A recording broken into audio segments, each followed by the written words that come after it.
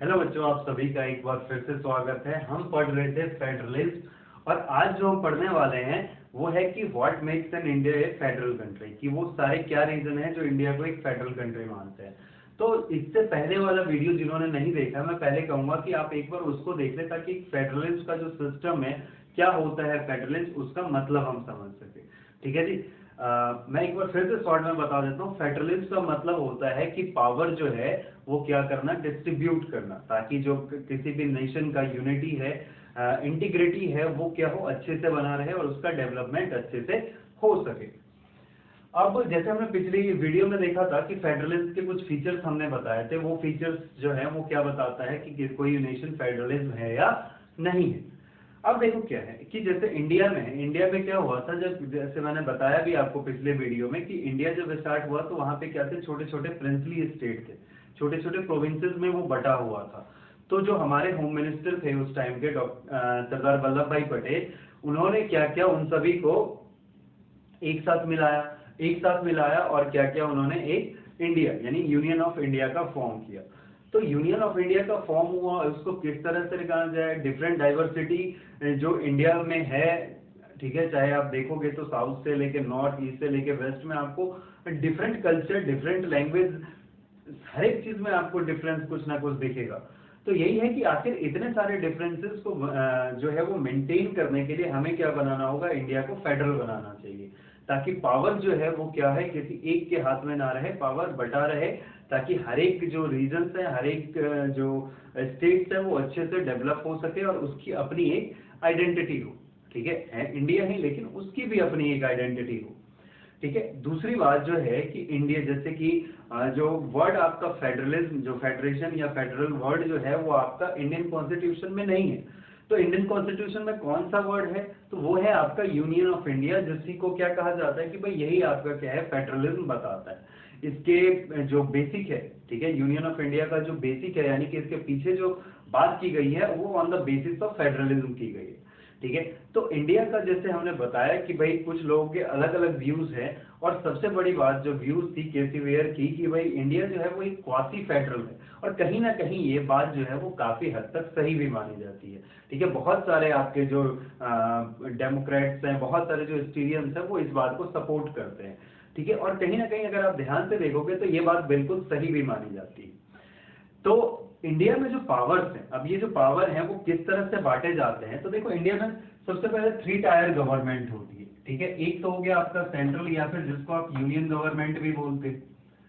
एक होता है आपका, एक तो सेंट्रल यूनियन गवर्नमेंट, जैसे कि अभी हमारा जो 2020 में है आपका, वो कौन सा, एनडीए गवर्नमेंट। ठीक है। बीजेपी नहीं बोलते हम, उसका जो नाम है, जब आपका बीजेपी के साथ और भी पार्टी जो उसको सपोर्ट कर रही है, उसको फॉर्म करके जो गवर्नमेंट है वो आपका एनडीए। ठीक है जी। सेंट्रल या यूनियन गवर्नमेंट। फिर आता है आपका स्टेट, ठीक है, स्टेट गवर्नमेंट। ठीक है। या और तीसरा है आपका third tier, first tier, second tier, जिसको हम कहते हैं पंचायती, पंचायती राज सिस्टम। ठीक है। गांव में पंचायती राज सिस्टम होता है और शहरों में क्या होता है आपका, म्युनिसिपल कॉर्पोरेशन, म्युनिसिपैलिटी जिसको आप कहते हो। तो पंचायती राज सिस्टम। तो इस तरह से पावर जो है वो क्या हुआ है आपका, यहाँ पे डिस्ट्रीब्यूट हुआ है। ठीक है। तो बहुत सारे जो होते हैं, मेनली जो बात है कि हर एक का अपना अपना रोल है। अब कौन से पावर किसके पास है, ठीक है, वो बात करता है। यहाँ पे हमें 3 लिस्ट दिए जाते हैं, जैसे मैंने यहाँ लिखा है लिस्ट 1, लिस्ट 2 एंड लिस्ट 3। ठीक है। 3 लिस्ट में क्या है कि कौन सा पावर किसके पास रहेगा, कौन से किस बेसिस, किस वर्क पे बताएगा, अपने चीजें को देखेगा, ये सारा जो है वो 3 लिस्ट में लिखा हुआ है। देखो इंडिया के जो कॉन्स्टिट्यूशन है, यानी भारत का जो संविधान है, वो आपके 12 शेड्यूल्स में बटा हुआ है। उसमें 7 शेड्यूल में है जो वो यही पावर्स लिखे हैं कि कौन सा पावर स्टेट के पास है और कौन सा पावर जो है वो हमारा सेंटर के पास है। अब सुनो जरा, लिस्ट 1 में वो नाम है जो आपके सेंट्रल गवर्नमेंट के पास रहेगा, जिस पे किसी तरह का लॉ बनाना, किसी उसकी उसके बारे में कोई भी रूल बनाना, ये सारा काम किसका रहेगा, यूनियन गवर्नमेंट यानी कि सेंट्रल गवर्नमेंट का। टोटल इसमें 100 सब्जेक्ट्स हैं, 100 ऐसे मैटर्स हैं, जैसे कि डिफेंस हो गया, बैंकिंग हो गया, फॉरेन अफेयर्स हो गया, करेंसी हो गया, एटॉमिक एनर्जी हो गया, इंश्योरेंस हो गया, कम्युनिकेशन हो गया, सेंसस हो गया और ऑडिट हो गया। सेंसस यानी कि जनगणना, ऑडिट मतलब कि किसी भी कंपनी की जांच करना कि भाई वो उसको धांधली वगैरह तो नहीं कर रहा है, सही से काम कर रहा है या नहीं कर रहा है। तो ये वो मैटर है जो किसके पास रहेगा, यूनियन। इसमें 100 मैटर्स है, ये मैं कुछ उसमें से एग्जाम्पल है आप। इसी तरह से लिस्ट 2 आता है जिसमें 61 सब्जेक्ट्स है, और ये वो सब्जेक्ट्स है आपके जिसका पावर किसके पास रहता है, स्टेट लिस्ट के पास। जैसे कि पब्लिक ऑर्डर हो गया, पुलिस हो गई, पब्लिक हेल्थ हो गया, थिएटर हो गया, मार्केट्स हो गया। थिएटर में जब आप मूवी देखने जाते हो, ठीक है, तो उसमें जो आपको इंटरटेनमेंट टैक्स वगैरह लगता है, कितना लगना चाहिए, किस तरह कितना लगना चाहिए, वो सब आपको कौन डिसाइड करता है, स्टेट गवर्नमेंट। जैसे एक मूवी आई थी आपकी जो पटना के आनंद कुमार थे, उनके ऊपर बनी थी सुपर 30, तो उसमें बहुत सारे स्टेट ने क्या कर दिया था, उसको टैक्स फ्री कर दिया था, क्योंकि बहुत ही मोटिवेटिंग मूवी थी। अगर आप लोगों ने नहीं देखी तो आप लोग एज ए स्टूडेंट जरूर देखना चाहिए, काफी अच्छा मोटिवेटिंग स्टोरी है उसमें। तो इसमें टैक्स कैसे लगेगा, उसमें पुलिस कैसे काम करेगी। पुलिस में भी आप देखोगे, जैसे कोई महाराष्ट्र में रहता है तो यहाँ लिखा रहता है उनके शोल्डर पे महाराष्ट्र पुलिस, ठीक है। कोई आपका गुजरात में है तो गुजरात पुलिस, कोई बिहार में है तो बिहार पुलिस, ठीक है। उस पर यह नहीं लिखा रहता हिंदुस्तान पुलिस या इंडिया पुलिस, वो क्यों, क्योंकि वो स्टेट का है, तो स्टेट पुलिस का वहां पे लिखा रहता है। दिल्ली में हो तो दिल्ली पुलिस। लिस्ट 3 वो लिस्ट है, इसमें 52 सब्जेक्ट्स हैं आपके, 52, जो किसको हम कहते हैं कंकरेंट लिस्ट, ठीक है। ये वो लिस्ट है जिसमें आपका कोई भी लॉ वगैरह बनता है तो उसमें सेंटर और स्टेट दोनों की सहमति होनी चाहिए, ठीक है, दोनों मिलके इसको बनाते हैं। जैसे कि मैरिज और डाइवोर्स हो गया, इलेक्ट्रिसिटी हो गया, इकोनॉमिक हो गया, सोशल प्लानिंग हो गई, बुक्स हो गया, प्रिंटिंग प्रेस हो गया, ये सारी चीज, ठीक है। ये सारे वो मैटर्स हैं, ऐसे 52 मैटर्स हैं, ठीक है, जिसको सब्जेक्ट्स बोला जाता है। 52 सब्जेक्ट्स हैं जो कंकरेंट लिस्ट में आते हैं, यानी कि इस पे अगर किसी तरह का लॉ वगैरह बनेगा तो उसमें सेंटर और आपका स्टेट दोनों का ही क्या होना चाहिए, एक साथ मिलके आएंगे और इस पे किसी तरह का लॉ वगैरह बनाएंगे। जैसे कोई स्टेट फॉर्मेशन हो गया तो उसमें भी आपको क्या चाहिए, सेंटर और स्टेट दोनों का परमिशन चाहिए। अब सुनना, इसके अलावा एक और आता है जिसको कहते हैं रेजिडुअरी पावर, ठीक है, ठीक है। रेजिडुअरी पावर, ये वो पावर है जो कि कहा जाता है कि फ्यूचर में जनरेट होंगे और इन तीनों लिस्ट में उनका नाम नहीं होगा, ठीक है। तो इसके ऊपर जो मेन कंट्रोल होता है वो आपका सेंट्रल का होता है। जैसे कि अगर हम बात करें तो साइबर सिक्योरिटी हो गई, ठीक है, जिसको ऐसे कि सॉफ्टवेयर वगैरह आप कह सकते हो, साइबर सिक्योरिटी हो गई, ठीक है। ई कॉमर्स आजकल आ रहा है, तो ई कॉमर्स पे किसका रोल होगा जी, किसका कंट्रोल होगा, ये सब रेजिडुअरी पावर में होता है। रेजिडुअरी पावर किसके अंदर आ जाएगा आपका, नॉर्मली सेंट्रल गवर्नमेंट के पास होता है। इसके ऊपर जो भी पावर आएगा वो सेंट्रल गवर्नमेंट के पास आएगा। सेंट्रल अगर चाहे तो स्टेट से इस मामले में क्या कर सकता है, बातचीत कर सकता है। तो मेन लेकिन इसके ऊपर जो पावर है वो किसका है, आपका सेंट्रल गवर्नमेंट का, ठीक है। तो ये कुछ बात है। अब थोड़ा सा और आगे बढ़ते हैं इसमें और देखते हैं कि क्या क्या चीजें। जरा मैं इसको मिटा दूं, तब तक आप क्या करिए, नोट कर लीजिए।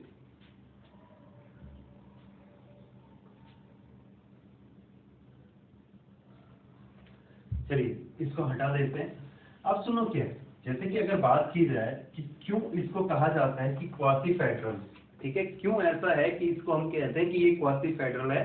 ये जो है एक परफेक्ट फेडरलिज्म का एग्जांपल नहीं है, इसके पीछे कई रीजन है, ठीक है। आप जब देखोगे जब से इंडिया इंडिपेंडेंट हुआ है तो कुछ आपके स्टेट है, जैसे जम्मू एंड कश्मीर था, ठीक है, JNK था, जिसको आर्टिकल 370 के रूप में क्या हुआ था, स्पेशल पावर्स मिले थे। हालांकि अब ये हट गया आर्टिकल 370, लेकिन इसके रूप में इसको कुछ स्पेशल पावर्स मिले थे, जैसे कि JNK का, खासकर JNK को तो बहुत ज्यादा पावर मिले थे। उनका कॉन्स्टिट्यूशन भी अलग होता था, इनका जो फ्लैग होता था वो भी इंडिया से अलग होता था, ठीक है। यहाँ पे जो CM बनते थे वो 6 साल के लिए, 6 ईयर के लिए बनते थे। नॉर्मली इंडिया में 5 साल के लिए बनते हैं। JNK में बाहर का कोई पर्सन क्या कर सकता है, किसी तरह का लैंड नहीं खरीद सकता। तो काफी पावर था, हालांकि अब ये हट चुका है। पिछले हाँ शायद लास्ट ईयर की बात है, ये हट गया था, ठीक है, 370। लास्ट ईयर ही हट गया था ये। थोड़ा सा मैं कंफ्यूज हो गया कि इस साल हटा है क्योंकि मई है, लास्ट ईयर ही हट चुका था ये, तो 370 हट गया था और इसीलिए हमारे 29 से 28 स्टेट आ चुके हैं। इसके अलावा आर्टिकल 371 भी है आपका। आर्टिकल 371 क्या देता है, जैसे कि हमारे ईस्ट इंडिया के कुछ स्टेट हैं, जैसे कि आपका हो गया सिक्किम, हो गया नागालैंड, हो गया, ठीक है, आसाम हो गया, ठीक है, मेघालय हो गया। तो इन सबको भी क्या है, कुछ स्पेशल स्टेटस आपके हैं कि भाई वहां पे भी क्या है कि वहां के जो लोग हैं, इंडिजिनियस पीपल हैं, वहां का जो लैंड है उसको प्रिजर्व करने के लिए कुछ स्पेशल पावर दिए गए हैं। वहीं कुछ ऐसे भी हमारे पास केसेस आते हैं, जैसे कि दिल्ली का केस आता है, ठीक है, दिल्ली का केस आता है, चंडीगढ़ का केस आता है, लक्षद्वीप का केस आता है। ये कुछ है, दिल्ली हमेशा से डिमांड करता है कि मुझे हमें क्या बना दिया जाए, एक स्टेट बना दिया जाए, हमें भी इंडिपेंडेंट स्टेट बना दिया जाए। दिल्ली जो है वो अभी आपका यूनियन की टेरिटरी है, हालांकि यहाँ पे सीएम वगैरह बनते हैं, लेकिन इसका जो मेन पावर है वो आपका यूनियन के पास भी है। जैसे कि दिल्ली पुलिस हो गई, तो दिल्ली पुलिस भी जो है वो सेंट्रल गवर्नमेंट के अंदर आती है।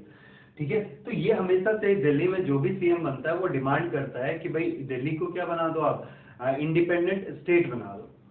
चंडीगढ़ हो गया, लक्षद्वीप हो गया, इनको क्या है अभी तक आपका जो मतलब चाहते हैं कि हमें क्या कर दिया जाए, इंडिपेंडेंट बना दिया जाए, तो उनको आपको क्या है उतने ज्यादा पावर्स नहीं मिले। तो कुछ स्टेट ऐसे हैं जिनको पास एक्सेसिव पावर है, कुछ स्टेट ऐसे हैं जिनके पास पावर्स उतने नहीं है जितने की होने चाहिए थे। तो इसी तरह से आप कह सकते हो कि भाई इंडिया जो है वो क्या है आपका जो कंप्लीट फेडरल सिस्टम है वो नहीं करता। ठीक है, सेंट्रल सबसे पहले सेंट्रल बहुत स्ट्रांग है, तो वो ऑब्वियसली बात है कि आपका एक तो होल्डिंग टुगेदर में आएगा, और होल्डिंग टुगेदर में आ गया तो कहीं ना कहीं इंडिया में जो है वो स्टेट गवर्नमेंट के पास उतना ज्यादा पावर नहीं है जितना कि होना चाहिए, और जो हमेशा वो लोग डिमांड करते हैं। उसके बाद सुनो क्या, उसके बाद अगर बात करें कि भाई डिस्प्यूट अगर आ जाए किसी तरह, ठीक है, किसी तरह का अगर कोई डिस्प्यूट आता है, जैसे कि बात करें कि वाटर को लेके है या स्टेट बाउंड्री को लेके है, तो इस तरह के डिस्प्यूट को कौन देखेगा? तो इस तरह के डिस्प्यूट को देखने के लिए हमारे पास कोर्ट होते हैं। ठीक है जी, सुप्रीम कोर्ट, हाई कोर्ट है आपका। ठीक है, दो स्टेट के बीच में अगर किसी तरह का विवाद हुआ तो हाई कोर्ट देख लेता है, अगर वहां पे भी केस सॉल्व नहीं हुआ तो सुप्रीम कोर्ट आ गया। अगर कभी सेंट्रल गवर्नमेंट के बीच और स्टेट गवर्नमेंट के बीच किसी तरह का कोई विवाद होता है तो आपका सुप्रीम कोर्ट देखता है। तो इस तरह से जो है पावर क्या है आपका, अगर किसी कहीं मिसयूज होता है तो वो कौन देखता है, वो आपका जुडिशरी, जो हमारी इंडिपेंडेंट जुडिशरी है वो देखती है। ठीक है जी, ठीक। अब बात आती है कि जो टैक्सेस वगैरह है, ठीक है, मतलब जो अर्निंग है स्टेट की वो कहाँ से होती है, तो अर्निंग इससे होती है आपकी टैक्सेस वगैरह से। तो कुछ टैक्सेस जो है वो आपके किसके पास है, उसका पावर आपके सेंट्रल गवर्नमेंट के पास है, कुछ का स्टेट गवर्नमेंट के पास है। जैसे कि पेट्रोल डीजल पे वैट लगाना, ठीक है, वो किसके अंदर आता है, स्टेट गवर्नमेंट के अंदर आता है। और बहुत सारे जो पावर्स हैं आपके सेंट्रल गवर्नमेंट, तो उनकी अर्निंग मेनली किससे होती है, टैक्स वगैरह से। ठीक है जी, उसके बाद सुनो क्या होता है। जैसे मैंने बात अभी एक छोटी सी बात की कि भाई पावर जो होते हैं वो आपके जब किसी तरह का मिसयूज होने लगता है या कोई डिस्प्यूट क्रिएट हो जाता है, तब वहां पे कोर्ट क्या करती है, इंटरफेयर करती है। तो जैसे कि एक छोटा सा बड़ा ही अच्छा फेमस केस आया था, एक बोमई गवर्नमेंट थी आपकी, स्पेलिंग एक बार देखना पड़ेगा, BOMAAI था, पर बोमई गवर्नमेंट थी, और वर्सेस आया था आपका सेंट्रल गवर्नमेंट या यूनियन गवर्नमेंट के अगेंस्ट। ठीक है, यूनियन गवर्नमेंट के अगेंस्ट है, यह आपके 80s की बात है, शायद 87 या 89 की बात है। उस टाइम ये कर्नाटका में क्या था, बोमई गवर्नमेंट थी, Bommai government versus union government. तो यहाँ जो आपके राज्यपाल थे यानी कि जो गवर्नर थे, उन्होंने क्या किया, 89 की बात है, 87 में बोमई गवर्नमेंट आई थी, और 2 साल बाद की बात है कि बोमई गवर्नमेंट को क्या किया गया था, वहां से जो गवर्नर थे वहां के, उन्होंने इस गवर्नमेंट को क्या कर दिया था, बर्खास्त कर दिया था। ठीक है, इनके बेसिक पीछे जो इसके पीछे है कि क्यों बर्खास्त किया गया था, तो गवर्नर का कहना था कि इन्होंने क्या किया था कि इनके पास भाई मेजोरिटी नहीं थी, इनके अगेंस्ट बहुत सारे डिफेमेशन के केस थे, ठीक है, सही से काम नहीं कर रही थी, इस तरह से कह के उन्होंने क्या किया, गवर्नमेंट बर्खास्त कर दी। वही गवर्नमेंट जो थी वो इस बात से काफी क्या हुई, नाराज थी, और उन्होंने क्या किया, सुप्रीम कोर्ट में इसको चैलेंज कर दिया। काफी दिनों तक केस चला, कहा जाता है अप्रोक्स 5 ईयर तक ये केस चला, और 1994 में इस पर जजमेंट आया। तो उसमें क्या हुआ कि भाई कहा गया कि ऐसे, यानी कि जो पावर है, देखो किसी भी स्टेट का जो हेड होता है वो आपका गवर्नर ही होता है। ठीक है, वो गवर्नर ही होते हैं। ठीक है, तो लेकिन कहा जाता है कि भाई उन्होंने कहा कि ऐसे आप किसी गवर्नमेंट को जो है वो नहीं हटा सकते, उनको मौका देना चाहिए कि वो अपनी मेजोरिटी जो है वो फिर से प्रूव कर सके, जो कि वहां पे जो राज्यपाल थे उन्होंने ऐसा नहीं किया था। ठीक है ना, वैसा उन्होंने नहीं किया था।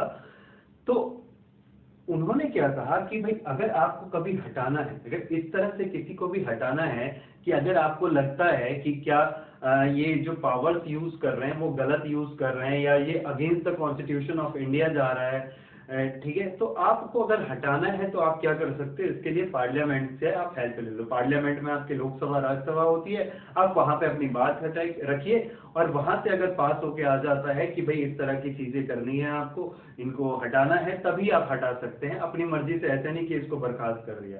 हाँ, अगर आपको करना है लगता है तो उसके लिए उनको फिर परमिशन देगी, आप अपनी मेजोरिटी प्रूव करो। और इसके लिए भी क्या होगा, आपको परमिशन लेनी पड़ेगी पार्लियामेंट। अब पार्लियामेंट से अगर कोई चीज पास होती है तो उसके लिए दो तरह के प्रोविजंस होते हैं आपके। एक होता है कि आपको सिंपल मेजोरिटी लेनी पड़ेगी, ठीक है, सिंपल मेजोरिटी लेनी पड़ेगी। और एक होता है क्या, आपको स्पेशल मेजोरिटी लेनी पड़ेगी, ठीक है। सिंपल मेजोरिटी मतलब होता है कि मान लो कोई बिल या किसी तरह का बिल या कोई अमेंडमेंट आप करना चाहते हो, तो उस दिन जितने मेंबर पार्लियामेंट में प्रेजेंट है, देखो 545 अभी स्ट्रेंथ होती है हमारी, ठीक है, उसमें जितने मेंबर उस दिन प्रेजेंट है उसका 1/2 यानी हाफ से एक ज्यादा। और स्पेशल मेजोरिटी में होता है 2/3। तो ये आप समझ लो कि 50% +1। और यहाँ पे आपका 2/3 मतलब अप्रॉक्स 67%। तो स्पेशल मेजोरिटी जो है वो क्या होती है, काफी थोड़ी सी टफ होती है। जैसे कि अगर मान लो प्रेसिडेंट को हटाना है, इस तरह के में जब आते हैं तो उसमें स्पेशल मेजोरिटी चाहिए। तो कुछ मैटर में आपका, जैसे कि मनी बिल कोई पास करवाना है तो उसमें सिंपल मेजोरिटी चाहिए, कोई स्टेट फॉर्म करना है तो स्पेशल मेजोरिटी आपको चाहिए। तो इस तरह से चीजें आपकी क्या होती है, आती है। तो उसने कहा कि भाई आप जाओ वहां पे मेजोरिटी अपना प्रूव करो और उनको मौका दो कि वो क्या कर सके, अपनी मेजोरिटी प्रूव कर सके। उन पे जो एलिगेशन लगे हुए उन एलिगेशन को क्या कर सके, वो चैलेंज कर सके, उसको दिखा सके कि हम इससे क्या है, हम ऐसा एलिगेशन नहीं है, हमारे पास अभी भी मेजोरिटी और हम अभी भी अच्छे से अच्छा काम कर सकते हैं। तो ये डिसीजन आया था वहां पे। तो इस तरह से क्या करता है कि कभी भी इस तरह का कोई डिस्प्यूट होता है तो वहां पे कौन किसका रोल आता है, आपका जो हमारी जुडिशरी है उसका रोल आता है, ठीक है जी। तो इस तरह से जो आपका ये पार्ट है वो आज यहीं पे खत्म करते हैं हम। अगली क्लास में जब हम मिलेंगे तो फिर इससे आगे का पार्ट देखेंगे, ठीक है जी। तो आज के लिए धन्यवाद, थैंक यू। आप बने रहिए, अगर आपको अच्छा लगता है तो आप लाइक कर सकते हैं, सब्सक्राइब भी आप कर सकते हैं। आपको बिल्कुल डिटेल में हर एक चीज बताऊंगा, ठीक है। आपका जो लेवल है उससे थोड़ा सा ऊपर ही आपको बताऊंगा ताकि आपको समझ आए। देखो आपका सोशल साइंस एक ऐसा सब्जेक्ट है जिसका प्रैक्टिकल एप्लीकेशन बहुत ज्यादा है, आपके आसपास बहुत सारी चीजें हैं, ठीक है ना। आपके पर्सनल लाइफ में भी बहुत सारी चीजें अभी आपको पता नहीं चलेगी, इनडायरेक्टली आप बहुत चीजें करते हो लेकिन आपको पता नहीं चलता, लेकिन धीरे धीरे आपको पता चलने लग जाएगा। तो आप बने रहें, आपके लिए अच्छे से अच्छी हम चीजें लेके आएंगे, अच्छे से अच्छा एक्सप्लेन करेंगे। अगर आपको अच्छा लगा तो अपने दोस्तों को भी आप भेज सकते हो, ठीक है। चलिए, थैंक यू फॉर टुडे।